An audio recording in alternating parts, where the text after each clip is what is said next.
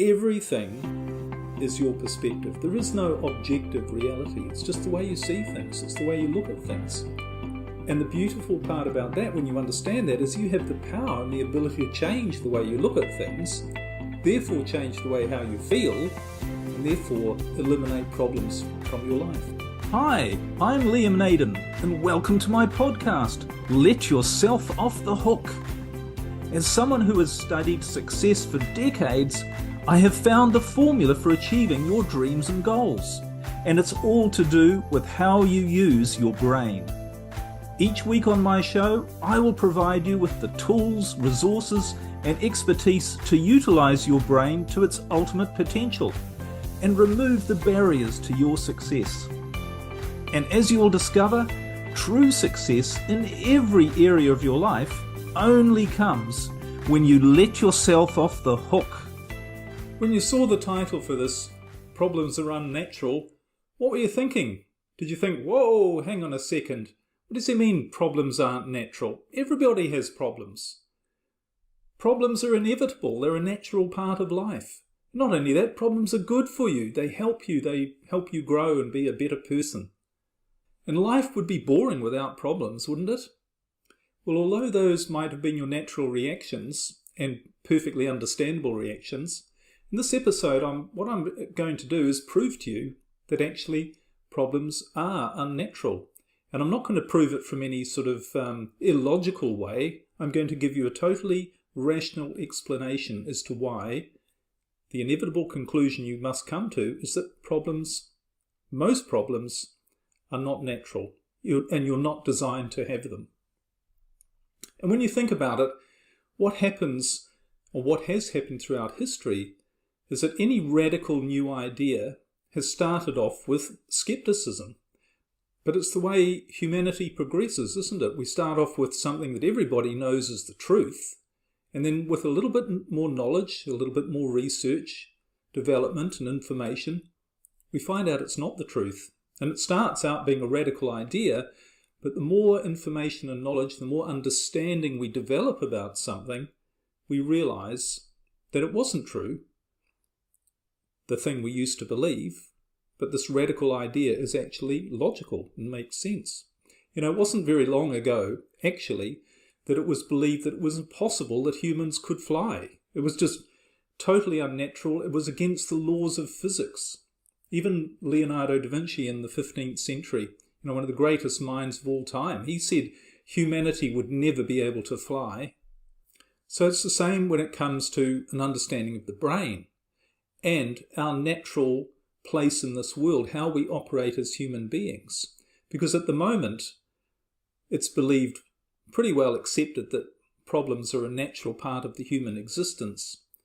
But more scientific information is coming to light to question that, and I think to make us realize that that's not actually true. And in a few years, it's part of my mission anyway, that in a few years' time, or maybe a few decades' time, people are going to look back and they're going to say, there was a time when people used to think that problems were natural. And because of that, or the reason they thought that, was they didn't understand how their brain works, and they didn't really understand how nature works. And the sad thing was, it caused a lot of unnecessary pain and suffering. So the information I'm going to share with you is not exactly radical, I don't think, or maybe you think it might be, but science is gradually more and more beginning to realize that this is the truth, that problems are unnatural. Now, to start off, let's just recap a little bit on what I covered in the last episode about who we are and what we're doing here. And remember, the last episode was all about us realizing that we're a part of a natural world, and we're designed to be successful naturally. Like all of nature, all living things, we're designed to be the best that we can be, because being the best that we can be gives us the greatest chance for survival. And survival is what we're biologically wired to do. By being the best that we can be, that doesn't just mean physically, but it also means mentally and emotionally. So in a very real sense, we are biologically designed to be as good be our best mentally and emotionally, which means being happy, means being creative, it means being resourceful, it means enjoying our life, it means making the greatest contribution to our life and to the lives of others. And it also means, if you really take it through logically, it also means not having stress and problems. Because stress and problems don't help us to be the best that we can be. They don't make us happy. They don't make us more creative and resourceful. In fact, on a physical level and on a mental and emotional level, they do the opposite. They not only hold us back from being the best that we can be, but they actually weaken us, both physically and mentally and emotionally. And of course, we have a mechanism that's designed to help us to be the best that we can be. The same thing that all of nature has been provided with, and that's a brain. And the brain is simply a tool whose sole purpose is to help us to survive, be the best that we can be, physically, mentally, and emotionally. And part of that must be it's designed to help us avoid problems, because problems, as I said earlier, don't help us. Okay, so if problems don't help us, then why is it that we all have them? But remember, just because most people have something doesn't make it natural or normal or the right thing, for instance. But it does mean most people are operating with the same level of knowledge, the same information that is making them do things in the same way to get the same results. All right, so if we can accept the possibility that just because most people have problems, and it seems to be an inevitable part of life, and we can also accept that everything that we get in our life, both individually and collectively as a society, is based on the level of knowledge that we have, then at least we can theoretically accept the possibility that we might have the wrong viewpoint on what problems are. And remember, problems from a natural biological perspective are really a sign that something's not working right. Because if biologically we're designed not to have problems because problems don't help us survive and achieve our biological purpose of being the best that we can be, so if we have problems, then it can only be something's not working right. If it's not the natural way of life, then something's not working right. Maybe we're not using the machine, the success machine, our brain, the right way. And it turns out that's exactly what it is. All right, so now that we accept all of that, let's have a look at why problems aren't natural, and probably more importantly, what we can do about it, how we can avoid, eliminate, minimize problems in our life and live in a more natural way, as I talked about in the last episode, more naturally successful. So the first thing we should think about is, well, what actually is a problem? What is a problem? Well, there's probably lots of definitions of what a problem is, and you might think of some, but really a problem is quite simple. A problem is something that makes you feel bad. That's it. In other words, it's something that causes you pain. Now, it could be physical pain, but more often than not, for most people, 99% of their problems don't cause them physical pain, but cause them emotional pain. They simply feel bad about the situation that they're in. It's not causing them any physical pain, but mentally they feel stressed, upset, worried, frustrated, angry, all of those things. It's causing them pain. And I'm sure if you think about your own problems, you'd agree most of them cause you emotional pain, not physical pain. And the other side of that is to say, well, okay, if something doesn't cause you pain, in other words, if it doesn't make you feel bad, then it's not a problem. Now that's pretty obvious, but think about it from the perspective of a situation, for instance, where you're married and your husband or your wife tells you they want a divorce, or they just leave you. Now, is that a problem? Well, it depends, doesn't it? It depends on how you feel about it. If you feel really upset and distraught and unhappy and sad and angry that they're leaving you, then it's a problem. You see it as a problem. You don't want it to happen. You think, I've got a problem here. They want to leave me, or they have left me. That's a real problem. But on the other hand, what if they left you or said they were going to leave you, and you'd been thinking for a long time, I don't want to be in this relationship, I don't want to be in this marriage, how can I end it? Them leaving is not a problem, it makes you feel good. You go, thank goodness, that's resolved. So it's not a problem, is it? You wouldn't see it as a problem if you actually wanted that marriage to end, that relationship to end. So it's the same situation, but one is a problem because it made you feel bad, but the other's not a problem because it didn't make you feel bad. It's the same for anything. Think, for instance, if you get fired from your job. Now, you might think, if you got fired from your job, that's a real problem. I don't know what I'm going to do now. I don't know how I'm going to earn money. That's terrible. But if the next day a much better job offer came along, you would no longer see it as a problem that you got fired from your job. So it's all about how it makes you feel as to whether it's a problem or not. And this is really important to understand, as we're going to see a little bit later when we explain how to solve problems and how to minimize them in your life, is to realize that it's only a problem if it makes you feel bad. That's it. It's not about what's actually happening, it's about how it makes you feel. Okay, so if a problem is not really what's happening, but it's how it makes you feel, the next question that comes up is, so why is this causing me pain? Why am I feeling bad about what's happening? And you might say, well, I'm feeling bad because it is bad. It's not really what's happening, it's about what's going on in your head as a result of what is happening. And there are two ways in which your thinking or your brain is creating pain for you that's making it a problem. And the first thing is your expectations.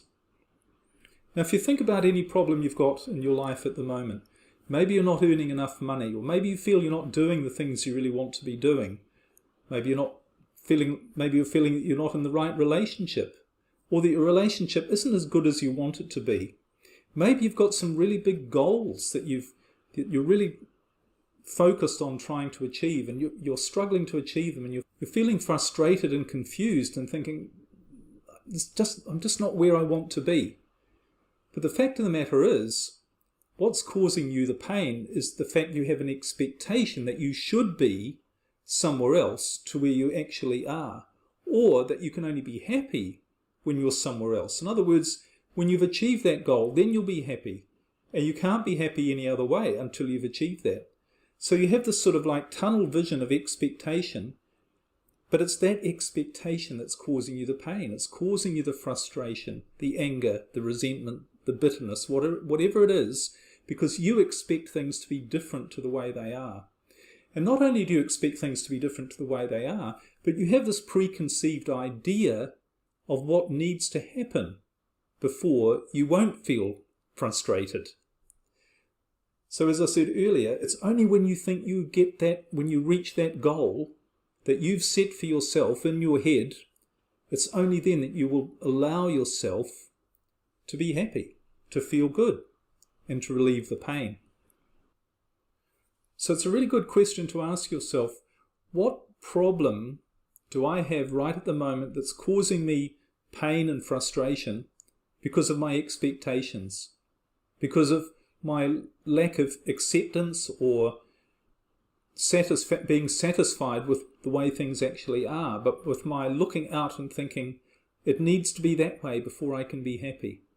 Can you think of anything in your own life that's causing you pain in that way? So that's all about expectation. But the other reason you feel pain about what's going on in your life, in other words, an event or a situation that you call a problem, and this is in some ways related to expectation, but it's really about the meaning that you're giving the situation.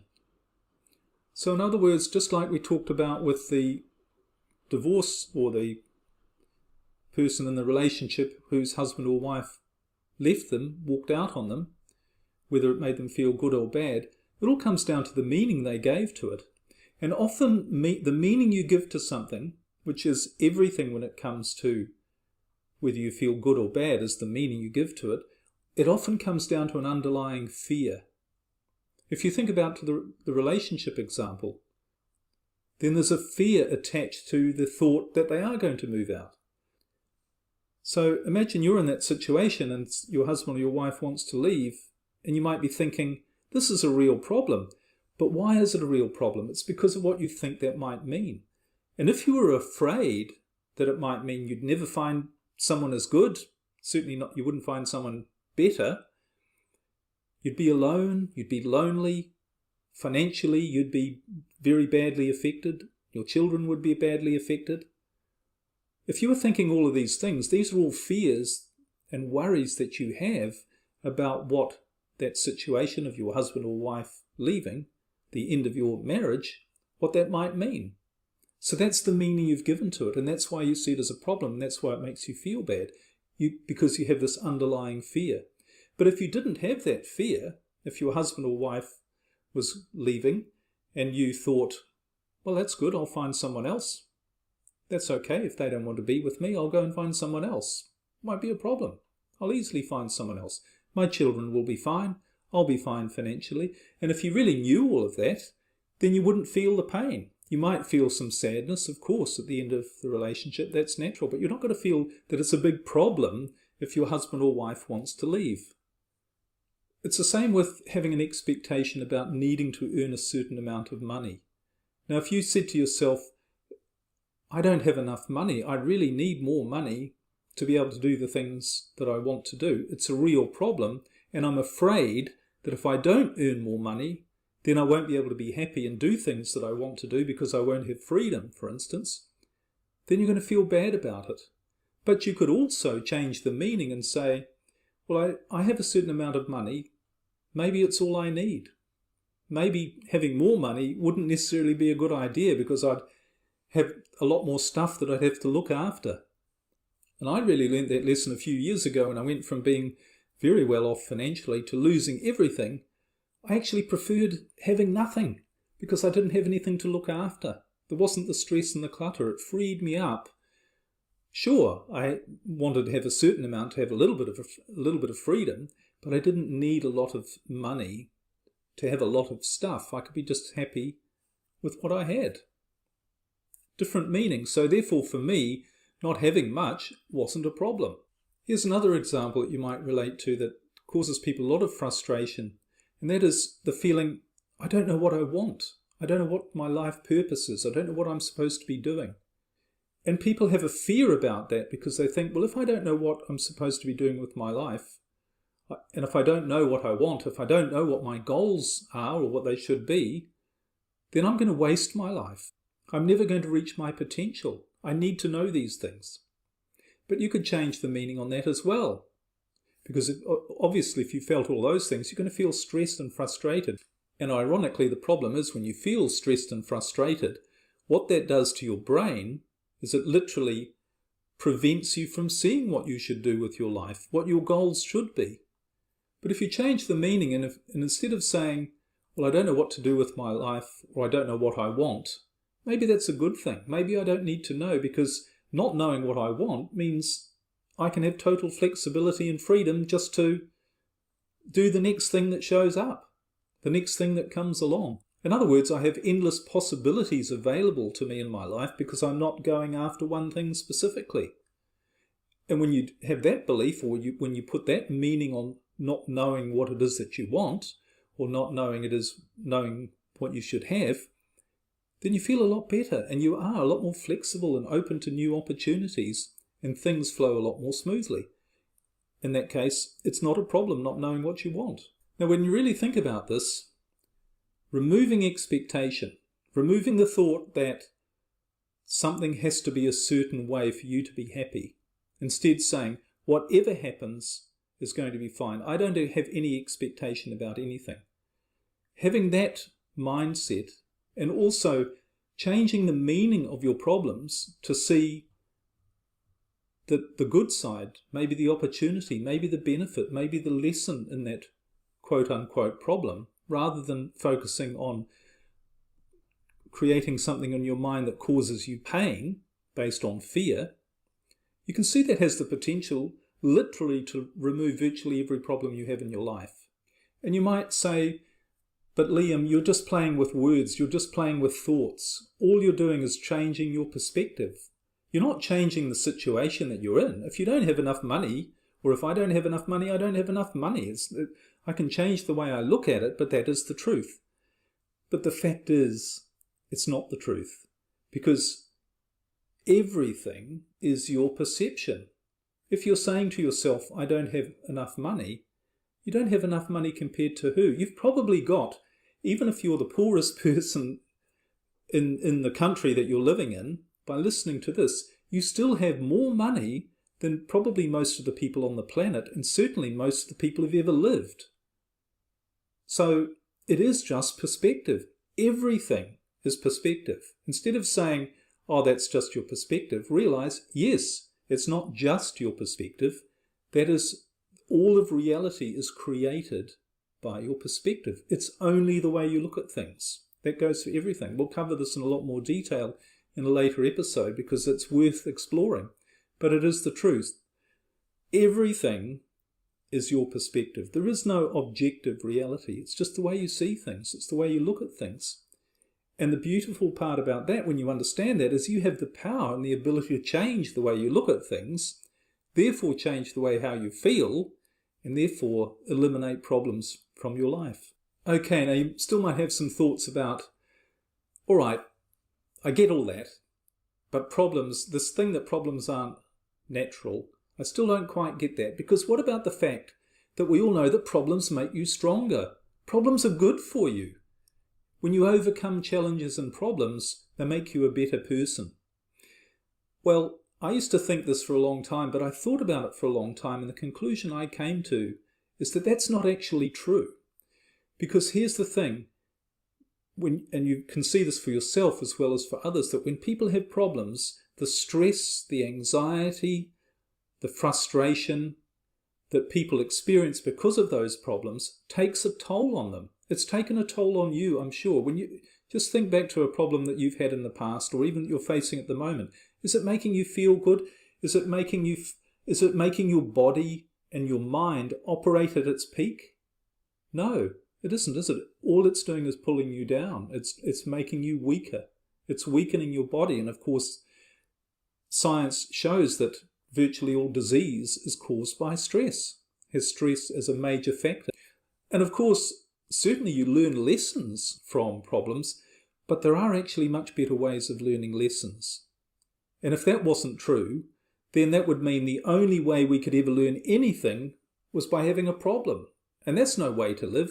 It's not only no way to live, but it's not the way it works. We learn lots of things without them having to learn them through it being a problem. And you can also find ways, which again you will have experienced in your own life, you can find ways of becoming a stronger and better person without the toll of having to deal with a problem or an obstacle in your life. There are much better ways to develop your strength and ability. So problems don't actually make you stronger. They only weaken you. And biologically, for your survival, you're designed to be as strong as you possibly can, not get weaker. And sometimes people say to me, but you know, life would be boring if I didn't have problems, because I need some challenges to overcome. But here's the thing, there's a difference between a problem and a challenge. A problem holds you back. A problem keeps you stuck. A challenge is something you grow into, you rise with, and you develop, and your life expands because of it. Doesn't mean it doesn't take work and effort, but it's work and effort that is enjoyable, pleasurable, and you make progress forwards rather than staying stuck with. So without problems, your life, believe me, would not be boring. It would be the opposite. It would be exciting. And not only exciting, but productive, creative, imaginative, all of those great things. That comes not from having problems, but from being the best that you can be. And another thing you might be thinking is, well, look, Liam, this idea about problems aren't being natural. The world is full of problems, and it's all very well for you. Or maybe I could say to myself, this is you talking, maybe I could say to myself, all right, well, I can accept that I can overcome my problems by looking at them differently and not having expectations about them. But what about all the problems in the world? What about all the innocent victims of war or disease or oppressive governments or people just not treating other people in a nice way, those people have got problems. How can you say that somehow they aren't natural? Well, there's a few things to think about when you think about other people's problems, and it doesn't only refer to people you might know personally, but also to people you see on the media, on television, or people you imagine in other countries with problems. And the most important thing to realize is your perception is what is telling you that they are having a problem. Now remember, we said earlier that everything was perception. Everything is the way you look at it. So it's your judgment and your perception that those people, wherever they might be, somebody other than yourself, is having a problem. But you don't know for sure that they are having a problem. In other words, you don't know for sure that it's causing them pain. Now you might be thinking, oh, that's pretty heartless and unkind to say that, and inconsiderate or insensitive to think that somebody else isn't experiencing pain when they obviously are. But there's a few things to think about here. Firstly, you don't really know how people feel. Even if it's somebody you know personally, but more particularly if you imagine, say, a group of people in a war situation, or in prison, or being treated unjustly, you don't actually know what their moment by moment feelings are.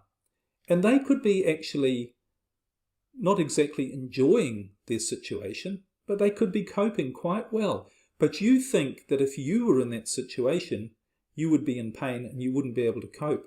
But you're not. They are. So it's only your judgment on their situation, and you don't know for sure. And there have been many, many cases where people have been in what seems to be very adverse situations, and they've been happy. There are countries in the world where people are living in slums, and yet they are happier, kinder, seemingly have fewer problems than people who are wealthy, living just around the corner. So you don't really know. You can't make that judgment.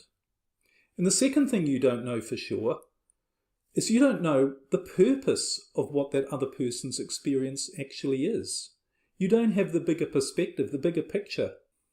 A few years ago when I lost everything, I know there were people who said to me both then and afterwards, wow, what a problem that was. That was absolutely terrible. That must have been terrible for you, being homeless, going from having so much and then having absolutely nothing and having to sleep on your mother's sofa because you had nowhere to live. No friends, no income, nothing. That must have been terrible. Well, and at the time, it didn't feel great. It did feel like I had a problem. But when I look back on it from a different perspective, I realized it was one of the greatest things that ever happened in my life. It was one of the greatest gifts I was ever given because it taught me so much. And in fact, it's really probably the main reason why I started to learn about how the brain works and how we really operate as human beings. And it's what's got me talking to you right now, was having that experience. It taught me so much. So I look back on it and I say, well, yes, it felt like a problem then, but from a different perspective, it would have been a bigger problem for me if that had never happened.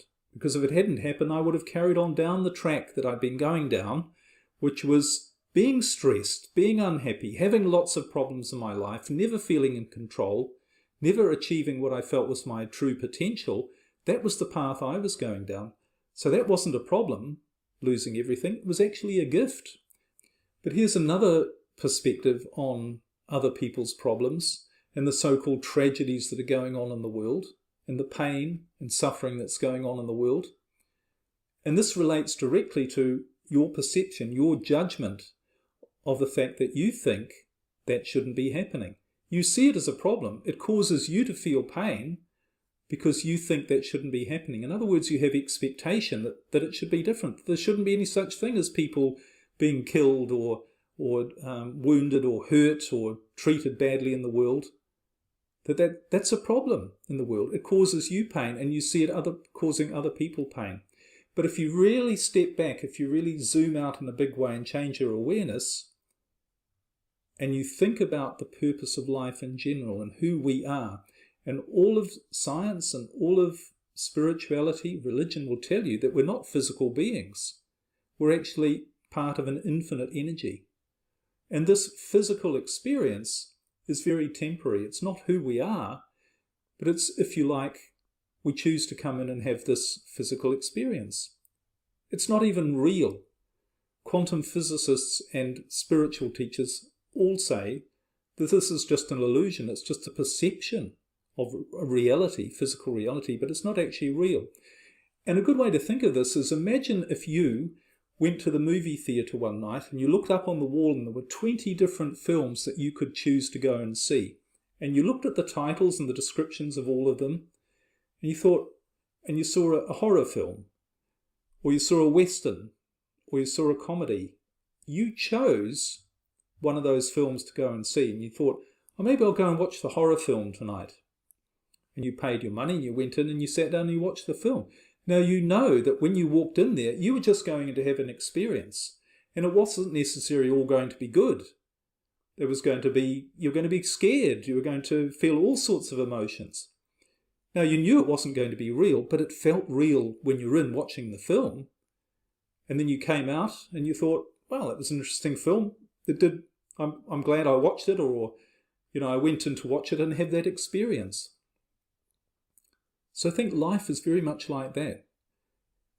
It's a good explanation of how maybe this life experience is, that we've decided to come in and have this experience, whatever it is. We might have come in and wanted to be in a war situation to see, that was the movie that we paid the ticket for that night.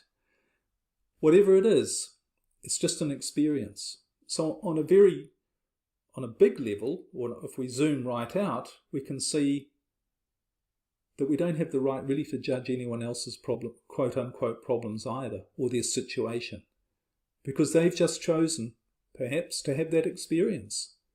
And we don't know the benefits or the whatever it might be to them. We don't know how they feel in that individual situation. Now there's a lot more we can talk about problems and how to solve them and ways to look at them and how to use our brain in the right way to enable us to live a life with the minimum of problems, if not no problems at all, which is possible. We'll cover all that in later episodes. But for now, just think, well, if it really is about perception and expectation, what's a different way of looking at a problem that you're facing in your life right now? If there's something you feel's not right, what's a different way you could look at it and say, perhaps I need a new direction. Perhaps I need to let go of that person. Perhaps I need to let go of that activity that I'm doing. That maybe it's a job, or if you have your own business, maybe it's a client who's causing me a problem. Maybe I need to look at it differently and say, I need to let go of it. I need to let go of that staff member. See it as a gift, see it as an opportunity, and above all, see it as a gift to not be afraid of the future and afraid of the consequences, and to know that your brain will actually look after you. Remember, you're designed to be the best that you can be, and your brain is there to do that.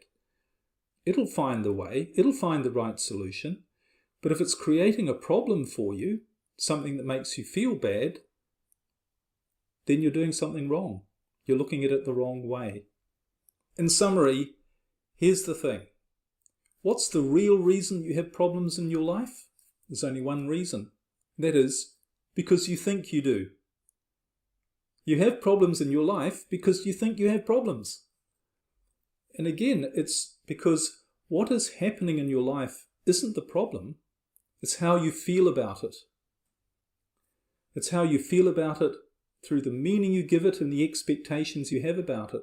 And you can change that, because that is the problem. So play with this idea and see, how can I change the meaning or the expectation? Because it might just be that your biggest problem is a gift in disguise. This is Liam Naden signing off. Thanks for watching. But before you go, there's some action to take. Hit the subscribe and like buttons and leave your thoughts in a comment below. I'd love your feedback. And if you have friends who you think would benefit from this, please share it with them. Thanks again for your support, and stay tuned for more from me, Liam Naden. And remember, you can only reach your full potential when you let yourself off the hook.